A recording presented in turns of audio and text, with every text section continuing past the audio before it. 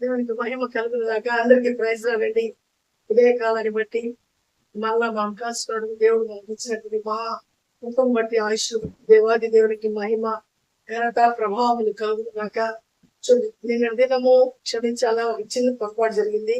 నేను చెప్పినటువంటి యోహాను సువార్త 2వ అధ్యాయంలో ఆ కానాను వివాహంలో జరిగినటువంటి ఆశ్చర్యకారంలో ఆ మహా అద్భుతంలో 6 బాణలు అనేది చెప్పాల్సి నేను 3 బాణలు అనేది చెప్పాను. తొందరపాటు చెప్పేశాను, క్షమించండి. దయతో కరెక్ట్ చేసుకుంటున్నాను. ఇందుని బట్టి దేవునికి మహిమ కలుగును గాక. చూడండి, ఈరోజు మనము మార్క్స్ వార్త 7వ అధ్యాయము ధ్యానిద్దాము. 7వ అధ్యాయంలో 25వ వచనం నుంచి 30వ వచనం వరకు కొన్ని 5 వచనాల్లో నేను కొన్ని విషయాలు మీతో పంచుకోవాలని ఆశపడుతున్నాను.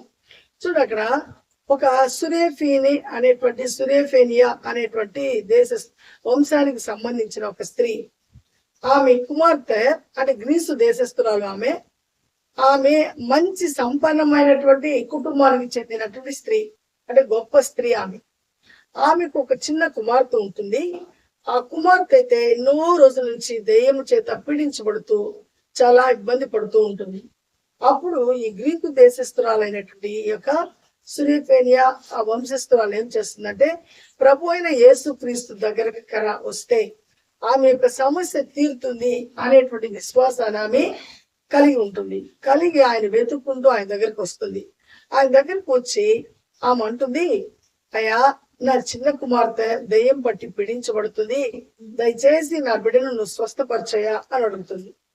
అప్పుడు ప్రభు అంటారు ఆమెను చూసి, అంటే ఆమె గొప్ప సంపన్నురాలు కదా, చూడమ్మా, ఈ రొట్టె ముక్కలు, పిల్లలు తినవలసినటువంటి రొట్టె ముక్కలు అవి కుక్కలు తినవచ్చునా అని అంటాడు. అంటే వాళ్ళని, అంటే సంపన్నమైన స్థితి, అంటే అన్యులు, అంటే దేవుని ఎరగని వారిని ఆయన ఏమంటున్నాడు అంటే కుక్కలతో సమానంగా చూస్తున్నాడు. పిల్లలు అంటే దేవుని తెలుసుకొని దేవుని యందు భయభక్తులు కలిగి దేవుని యొక్క కట్టడములు పొందుకొని జీవించే వారిని పిల్లలు అంటున్నాడు ఆయన. కాబట్టి ఆమె అన్న మాటకు ఆమె ఎక్కడ కూడా ఏం కాలేదు, షేమ్ ఫీల్ కాలేదు. కుక్కలు అంటున్నాడే, ఈయన దగ్గరకు వచ్చింది ఈ మాట నేను అనిపించుకునేదానిక అనేటువంటి ఫీలింగ్ ఆమెలో రావటం లేదు. ఆమె అంటుంది, అయ్యా నిజమేనయ్యా, మీరు అన్నట్టు మీరు చెప్పింది కరెక్టే, అంటే పిల్లలది కుక్కలకు వేయకూడదు అంటున్నారు. కానీ బల్ల మీద పిల్లలు ఏం చేస్తారు, రొట్టెలు తింటారు. ఈ రొట్టెలు తినేటప్పుడు, బల్ల మీద తినేటప్పుడు ఆ ముక్కలు కింద పడతాయి. ఆ కింద పడినప్పుడు మరలా అని కింద పడినాటివి బిడ్డలు తినరు కదా, అవి ఎవరు తింటారు, కుక్కలు తింటారు. అవునయ్యా, నేను కుక్క లాంటి దాన్నినయ్యా, పర్వాలేదయ్యా, ఆ బిడ్డలు తిని పడేసినటువంటి ఆ ముక్కే నేను తింటానయ్యా అనేటువంటి మాట అంటది. అంటే తన్ను తాను ఎంతగానో తగ్గించుకుంటుంది. ఎవరి కొరకు? తన చిన్న కుమార్తె కొరకు, తన బిడ్డ కొరకు తన అంత తాపత్రయపడుతుంది.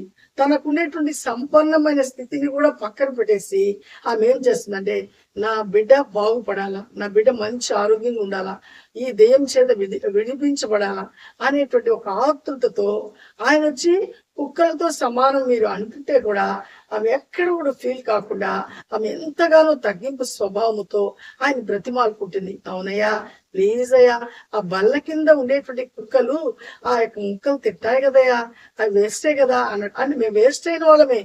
అవునయ్యా, ఈరోజు నీ మీద నేను నమ్మిక ఉంచున్నాను, ఖచ్చితంగా నువ్వు చెప్పినట్టు నేను వింటాను, నా బిడ్డను బాగు చేయయ్యా అంటున్నాడు. వెంటనే ఆయన ఆమె యొక్క విశ్వాసాన్ని చూసి ఆశ్చర్యభరితుడవుతాడు. అప్పుడు అంటాడు, వెళ్ళు, నీ కుమార్తె బాగుపడింది అంటాడు. అప్పుడు ఆమె ఇంటికి వెళ్ళేటప్పటికి తన పాప, తన కుమార్తె ఏం చేస్తుంది, మంచం మీద చక్కగా నిద్రపోతుంటుంది. అంటే ఆ బిడ్డ అప్పటి వరకు నిద్ర లేకుండా ఎప్పుడు కూడా మెలకువతో ఎంతో ఇబ్బందికరంగా అరుపులు కేకలతో చాలా పిచ్చి పిచ్చిగా ప్రవర్తించేటువంటి కుమార్తె. తల్లి ఎప్పుడైతే ప్రభు దగ్గర తగ్గించుకొని ప్రభు యొక్క పర్మిషన్ తీసుకుని ఇంటికి వెళ్ళిందో, అక్కడికి వెళ్ళేటప్పటికి తన కుమార్తె చక్కగా నిద్రపోతుంది. ఆ దెయ్యం విడిచిపెట్టిపోయింది. అది చూసి ఆమె చాలా సంతోషపడిపోతుంది. ఆ యొక్క ఆశ్చర్యకారము ఎంతో గొప్పది. ఈ యొక్క పాఠంలో, అంటే ఈ యొక్క ఉపమానమే కాదండి, అది నిజంగా జరిగినటువంటి చరిత్ర. ఆ యొక్క ఎపిసోడ్ ఏంటంటే జరిగినటువంటి చరిత్ర. దాంట్లో మనం నేర్చుకోవాల్సినటువంటివి ఎన్నో ఉన్నాయి. ఆమెలో ఉండేటువంటి తగ్గింపు స్వభావము, ఎక్కడ కూడా తను నేను చాలా గొప్ప సంపన్నమైనటువంటి కుటుంబానికి సంబంధించిన దానిని కదా, నాది గొప్ప వంశం కదా అనేటువంటి ఆ ఫీలింగ్ ఆమెలో రావటం లేదు. ఆమెలో ఉండేది ఏంటంటే తన బిడ్డ మీద ఉండేటువంటి ఆతృత. అదేవిధంగా పరలోకమందు నా తండ్రి, ఈరోజు మనం అందరం ఆయన యొక్క బిడలము. మనము ఈ విధంగా నశించిపోవటము, ఈ లోకంలో ఉండేటువంటి అపవాది చేతికి మనం అప్పగించబడి, అపవాది మనకు చేసేటువంటి ఆ గాలంలో మనం పడిపోయి భయంకరమైనటువంటి తప్పులు చేస్తూ భయంకరమైనటువంటి పాపంలో మనం పడిపోయేటువంటి పరిస్థితి. చూడండి, నిన్న మొన్న పేపర్ చూసాను. పేపర్ చూసడానికి కూడా నాకు టైం ఉండదు, కానీ ఒక 5 నిమిషాలు ఎందుకో నేను అట్లా తిరిగేస్తాను బేకాలం. చేసినప్పుడు నాకు కంటికి ఒక దృశ్యం కనిపించింది. ఒక స్త్రీ, ఆమె గవర్నమెంట్ టీచర్ గా పనిచేస్తుంది. ఆమె ఏం చేస్తుందంటే, ఆ స్కూల్ కు వెళ్లేదాని కొరకు ఆమె ఒక ఆటో ఎక్కి వెళుతుంది. ఆమెతో పాటు కొంతమంది ప్రయాణికులు కూడా వెళుతున్నారు. ఆ వెళ్ళేటువంటి సమయంలో అంటే వాళ్ళ స్టాపింగ్ వచ్చినప్పుడు, వాళ్ళ స్టేజ్ వచ్చినప్పుడు ఒక్కొక్కరు దిగేస్తూ వచ్చారు. ఆమె స్టాపింగ్ ఇంకా రాలేదు. ఆమె ఒంటరిగా ఉంటుంది. కొంత దూరం వెళ్ళిన తర్వాత ఆ యొక్క డ్రైవర్ కి ఆ యొక్క చెడ్డ బుద్ధి వచ్చి ఆమెను ఏం చేశాడు, కత్తితో గొంతు కోసాడు. ఆమె దగ్గర ఖచ్చితంగా 1.5 సవర్ గోల్డ్ చైన్ ఉంటుంది, అది లాక్కుంటున్నాడు. ఆమె మరలా ప్రతిఘటించింది. ఆయన 3 సార్లు ఏం చేసిందంటే బాగా పొడిచింది. అయినా కూడా అతను ఆ కత్తి తీసుకుని ఆ యొక్క చేతి యొక్క అంటే ఉంగరాలు రానందుకు చేతి యొక్క ఏళ్ళను కూడా కట్ చేశాడు. అప్పుడు వెంటనే అక్కడ దారిలో పోయే వాళ్ళు ఆమె ఏం చేస్తారంటే హాస్పిటల్కి తీసుకొచ్చారు. తర్వాత జీజీహెచ్కి తీసుకెళ్లారు. అక్కడి నుంచి ఆమె ఈ రోజు అపోలోలో ఉంటుంది. నేను దినం అది చూసి నా హృదయం చాలా బాధేసింది. కకృతి కేవలం 1.5 సవర్ గోల్డ్కు ఆమెకు ప్రాణం తీసేదానికి ఎంత బిడ ఏమైపోయాడంటే సిద్ధపడిపోయాడే. ఎక్కడికి వెళ్తాడు ఇతడు? నరకానికి వెళ్తాడు కదా. ఇతనికి ఎవరు హితబోధ చెప్పేవారు లేరా? ఎందుకు ఇంత బానిసైపోయాడే అని ఫీలింగ్ వచ్చింది నాకు. సాయంకాలం మా చిన్న కోడలు ఈ గుంటూరు గవర్నమెంట్ హాస్పిటల్లో డాక్టర్ ఆమె వచ్చినప్పుడు నేను ఆమెకు చెప్పానమ్మా ఇలా జరిగిందని. ఆమె అంటుంది, అత్తమ్మ ఈ రోజు ఆ యొక్క ఆటో డ్రైవర్ నా దగ్గరికి వచ్చాడు. ఎందుకు వచ్చాడమ్మా అన్నాను. ఆ ఫిట్నెస్ సర్టిఫికేట్ కోసం వచ్చాడన్న. ఫిట్నెస్ ఎందుకు ఇచ్చామంటే, ఇవ్వాలి మామి, అది ఇస్తేనే ఆ పోలీస్ ఏం చేస్తారు, కస్టడీలో తీసుకొని కోర్టుకు హాజరుపరుస్తారు, ఇతడు హెల్తీగా ఉన్నాడు అని. అయితే నేను ఒక మాట అడిగాను అతన్ని, ఏమయ్యా ఎందుకు ఇలా చేసావు, ఎందుకు ఇది నువ్వు చేయడం తప్పు కదా అని అడిగినప్పుడు మా మేడం క్షమించండి, అప్పుడు నేను ఏం చేశానో నాకే తెలియదు అంటున్నాడు. అంటే నేను ఇది ఎందుకు చెప్తున్నా అంటే, దెయ్యాలనేటివి అంటే ఈ లోకంలో అపవాది రకరకాలైనటువంటి చెడ్డ ఆలోచనలు ఇచ్చి మనుషులు ఏం చేస్తుంది, పాపంలో నడిపిస్తుంది. ఆ యొక్క తల్లి పొట్టాపురం కొరకు తన యొక్క ఉపాధ్యాయ ఉద్యోగం చేసుకునేదానికి ఆమె బయలుదేరింది. ఇతను చూస్తే ఈ యొక్క ప్యాసింజర్ తిప్పుకుంటూ 10 రూపాయలు సంపాదించుకునేవాడు. కష్టపడాలా అనేటువంటి నేచర్ తనకు ఉంది. తను పోయి కష్టపడేదానికి జాబ్ చేయకపోతుంది. కానీ దుర్బుద్ధి అనేది ఎక్కడి నుంచి వచ్చింది? అపవాది తీసుకొచ్చింది. ఎవరు లేరు కదా, ఒంటరిగా ఉంది ఈమె, నేను చంపేసైనా సరే ఈ గోల్డ్ తీసుకెళ్ళిపోవాలా అనేటువంటి పాడు బుద్ధి వచ్చేసింది.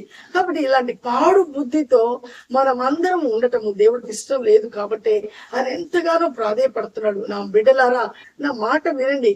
ఈ లోకంలో దెయ్యాలంటే ఏదో దెయ్యాలు కాదు, ఇవే దెయ్యపు చేస్తారు. ఇవన్నీ ఏంటంటే దుర్బుద్ధి రావటము, భయంకరమైన పాపము, ఆ యొక్క వ్యభిచారం చేయించటం ఒక దెయ్యపు లక్షణమే. దొంగతనం చేయించేదానికి ప్రేరేపించింది ఒక దెయ్యపు లక్షణాలే. ఈ విధంగా రకరకాలైనటువంటి ఆలోచనలు ఇచ్చి ఆ మనుషులు ఏం చేస్తున్నారంటే నరకంలోనికి నడిపించేదాని వరకు యవనస్తుడు ఇప్పటికి ఎక్కడికి వెళ్ళిపోయాడు, ఆ కోర్టులో వెళ్ళిపోయాడు, పోలీస్ కస్టడీలోకి వెళ్ళిపోయాడు. ఇంకా తను ఇంకా బయటకు వచ్చేదానికి ఆస్కారం లేదు. ఎందుకంటే ఆమెని దొంగిలించాడు, ఆమెను మర్డర్ చేసేదానికి ప్రయత్నించాడు. ఇప్పుడు ఆమె చావు బతుకుల్లో నెల్లూరు అపోలోలో ఉంటుంది. కారణం ఏంటంటే ఈ దెయ్యాలు చేసేటువంటి పని. ఈ దెయ్యాల మాట ఎప్పుడైతే వింటారో మనుషులు అతను బాగుపడలేదు, ఆమె బాగుపడలేదు. మధ్యలో మనం ఒక రోజు విన్నాం వాక్యం, హబక్కూకులో ఆవిడేం చేస్తున్నాడంటే తన గాలంలో చిక్కించుకొని అందరూ ఆ నరులందరూ తన గాలంలో పడిపోయిన తర్వాత వాడు గంతులు వేస్తున్నాడంట. వాడు ఏం చేస్తున్నాడంటే, ఈరోజు ఆమె నా చేతిలో పడిపోయింది, ఇతడు నా చేతిలో పడిపోయాడు, ఇంకా దేవుని దగ్గరికి ఎవరు పోగలరు అనేటువంటిది వాడి యొక్క దురుద్దేశము. ఈ దురుద్దేశాలతో ఉన్నప్పుడు మనం అది పసిగట్టి, ఓహో ఇది దుష్టుడు వేసేటువంటి పన్నాగమని మనం ఖచ్చితంగా దేవుని సన్నిధానానికి రావాలా. అదే ఈ యొక్క సంపన్నమైనటువంటి స్త్రీ చేసినటువంటి పని.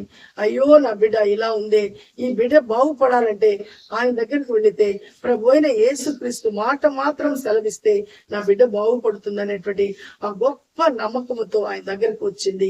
ఆ తగ్గింపు స్వభావంతో ఆయన కొంచెం హృదయంలో ఆమె ఎక్కడ కూడా ఆమె యొక్క విశ్వాసాన్ని కోల్పోతుందా లేదా అని ఒక చిన్న పరీక్షతో కొంచెం క్రిటిసైజ్ చేసినప్పటికి కూడా ఆమె ఎక్కడ కూడా ఫీల్ కాకుండా తను తాను తగ్గించుకునేది. కాబట్టి ఆయనలో ఉండేటువంటి ఆ తగ్గింపును చూసి వెంటనే నీ పాప బాగుపడింది అంటున్నాడు. ఆమె వెళ్ళగానే ఆ బిడ్డ దెయ్యం నుంచి విడుదల పొందుకునేది. కాబట్టి ఈ రోజు నువ్వు నేను మన కుటుంబాల్లో మన బిడ్డలు కావచ్చు, మనం కావచ్చు, మన బంధువులు కావచ్చు, ఏ విధమైన బలహీనత చేత వాళ్ళు పీడించబడుతున్నారు. రేపు ఎవ్వరు ఏ ఒక్కరు నశించిపోవటం దేవుని చిత్తం కాదు. అందరము మారు మనసు పొంది దేవుడు ఇచ్చేటువంటి ఆ పరలోక విందులో మనము పాలిభాగస్తులమై ఉండాలని దేవుడు ఎంతగానో కోరుకుంటున్నాడు. ఆయన కోరికను మనం తీర్చాలంటే ఆయన మాట మనం వినాలా, ఆయన మీద మనం ఆధారపడాలా, ఆయన కృప కొరకు ఎదురు చూడాలా. ఒక అన్య స్త్రీ, సంపన్నం కలిగిన స్త్రీయే దేవుని దగ్గరకు వచ్చి ఆమె యొక్క బిడ్డను కాపాడుకునే దానికి ఆమె ప్రయత్నిస్తుంది. కాబట్టి పరలోకమందున తండ్రి మన అందరము కూడా ఎవ్వరు కూడా నశించి రేపు మనం నరకానికి పోకూడదని ఆయన ఎంతగానో తపన పడిపోతున్నాడు. కాబట్టి ప్రభు అయిన యేసుక్రీస్తు ఈ లోకానికి ఆయన పంపించి పాపం నుంచి విడుదల పొందేదాని పనికి దేవుడు మనకిచ్చిన ఒక వరం. ఆయన అది మనం విశ్వసించితే, అది ఖచ్చితంగా మనం నమ్మితే ఆ వరం మనం సొంతం చేసుకోవచ్చు. కాబట్టి ఆ వరం మీకు కావాలంటే ఈ రోజే ఇప్పుడే మీరు మారు మనసు పొంది ఆయన నామాన్ని మహిమపరచండి, ఆయన మీ హృదయంలో చేర్చుకోండి. అప్పుడే దేవుని యొక్క క్రియలు, ఆ యొక్క అద్భుతాలు, ఆశ్చర్యకార్యాలు మీరు తప్పకుండా చూస్తారు. మన యొక్క వినికిల్లో దేవుడు ఈ ఉదయకాలం ఇచ్చినటువంటి ఈ అమూల్యమైన మాటలు, ఆ స్త్రీ ఎలాంటి తగ్గింపు స్వభావం కలిగిందో అలాంటి తగ్గింపు స్వభావంతో దేవుని వేడుకుందాము. మన జీవితాల్లో ఉండేటువంటి సమస్య, బాధ ఆయనకు అప్పగించి ఆయన కృపకు పాత్రలం అవుదాము. ప్రార్థించుకున్నాము. దేవుడి మాటలు దీవించును గాక. మహాగరుడ, జీవం కలిగిన దేవ, జీవాధిపతి నీ స్తోత్రం నాయన. నీ మహాకృపలో, అద్భుతమైన ప్రేమలో నాయన, మార్క్స్ వార్త 7వ అధ్యాయం 25వ వచనంలో అక్కడ ప్రభా సిరేఫీనియరాలు అనేటువంటి స్త్రీ ప్రభా మంచి సంపన్నమైనటువంటి గ్రీకు దేశస్తురాలయ. ఆమె అయితే తన బిడ్డ అయితే ప్రభా తన చిన్న కుమార్తె దెయ్యము చేత పీడించబడుతూ ఆ బిడ్డ యొక్క బాధలో ఉండటం ఆమె చూడలేక అయా మీ దగ్గరకు వచ్చింది ప్రభా. వచ్చిన ఆయన తన బిడ్డ యొక్క సమస్య చెప్పినప్పుడు, ఇదిగో పిల్లలు తినేటువంటి రొట్టెలు కుక్కలకు వేయకూడదు కదా అని మీరు అన్నప్పుడు ఆమె ఎక్కడ కూడా ఫీల్ కాకుండా ఆమె అయితే చాలా తెలివిగా చెప్పిన మాట, అవునయ్యా బల్ల మీద పిల్లలు రొట్టెలు తింటారు, ఆ రొట్టె ముక్కలు క్రింద పడినప్పుడు ఆ ముక్కలు కుక్కలు తింటాయి కదయ్యా, అలాంటి కుక్కనేయా నేను అనేటువంటి తగ్గింపు స్వభావంతో నాయన ఆమె మమ్మల్ని వేడుకునింది. అక్కడెక్కడ ఆమెలో వేషధారణ లేదు, పరిపూర్ణమైనటువంటి ఒక తపన, ఒక తన బిడ్డ బాగుపడాలనేటువంటి ఆ ఆశ ప్రభా. ఆ ఆశ ఈ రోజు ప్రపంచం అంతా నా తండ్రి మా కొరకు మేమందరం నశించిపోకుండా మీ దగ్గరికి రావాలని, మీరు ఇచ్చే పరలోక రాజ్యంలో మీకు సంతోషంగా ఉండాలని మీరు ఎంతో తపన పడుతున్నారా. అది గ్రహించేటువంటి మనసు ప్రతి బిడ్డకు దయచేయండి. ప్రతి ఒక్కరికి మారు మనసు దయచేయండి. పశ్చాత్తాపాన్ని దయచేయండి. సత్యాన్ని గ్రహించడు, అసత్యంలో ఎక్కడ కూడా ఉండకుండా ప్రభా సత్యం మమ్మల్ని స్వతంత్రం చేస్తుందని విశ్వాసంతో ముందుకు కొనసాగే మహాకృపను బిడ్డలకు అనుగ్రహించమని, ఎవరైతే వీడియో చూస్తున్నారో, ఏ కుటుంబంలో ఏ దెయ్యం చేత పీడించబడుతున్నారు, ఏ విధమైనటువంటి ఆ దురాశల చేత పీడించబడుతున్నారు, ఆ దుర్బుద్ధి చేత పీడించబడుతున్నారు, వాటన్నిటిని ఇప్పుడే యేసు నామములో నేను బంధిస్తున్నానయ్యా. అవన్నీ ఇప్పుడే వాళ్ళ కుటుంబాల నుంచి విడుదల పొందును గాక. ఇప్పుడే అవన్నీ నాయన వెళ్ళిపోవును గాక. మీ కాపుదల, భద్రత, క్షేమ బిడ్డలకు ఉంచండి. ప్రతి ఒక్కరు మీ మీద ఆధారపడటకు, మీ యందు నమ్మిక ఉంచే మనసును అనుగ్రహించి ఆశీర్వదించమని, మరలా మీ చిత్తమైతే మేమందరము కలుసుకునే పర్యంతరము మీ కృపాక్షేమములు మాతో ఉంచమని యేసయ్య పరిశుద్ధ నామములో అడిగి బ్రతిమాని వేడుకుంటున్నాను నా పరమ తండ్రి. ఆమేన్. అందరికీ ప్రైజ్ రాడండి. దేవుడు మనకు తోడే ఉండను గాక. ఖచ్చితంగా ఈ స్త్రీ ఎలాంటి తగ్గింపు స్వభావంతో ఆ దేవుని దగ్గరకు వచ్చి ఆయన కృపకు పాత్రాలై తన బిడ్డను బాగు చేసుకునిందో, మనం కూడా మన బిడ్డల సమస్య కావచ్చు. నిజం నేను చెప్తున్నానండి, నా యొక్క బిడ్డ సమస్యతోనే నేను ఎంతగానో పీడించబడ్డాను. అప్పుడే నేను ప్రభు అయిన యేసుక్రీస్తు యొక్క పాదములు పట్టుకున్నాను. కాబట్టి ఈ రోజు నేను సంతోషంగా, సమాధానంగా జీవించగలుగుతున్నానంటే ఆ స్త్రీ లాంటి ఆ యొక్క బాధ నేను పడ్డాను. ఆ బాధలో నుంచి దేవుడు నాకు విముక్తినిచ్చాడు. ఇది ఆయన చేసినటువంటి మహత్కార్యం. కాబట్టి నా అనుభవము మీతో పంచుకుంటున్నాను. ఖచ్చితంగా మీరు ఆయన ఎందుకు నమ్మిక ఉంచండి. ఆయన కృపకు పాత్రలు అవ్వండి. ఆయన తప్పకుండా మనల్ని ఆశీర్వదిస్తాడు, మన యొక్క ఆశను తీరుస్తాడు.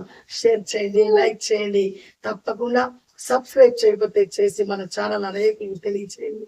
మరలా మనం కలిసి రేపు పర్యంతరము ఆయన కాపుదల భద్రత క్షణం మనకు ఉండదు కనుక షాలోమ్.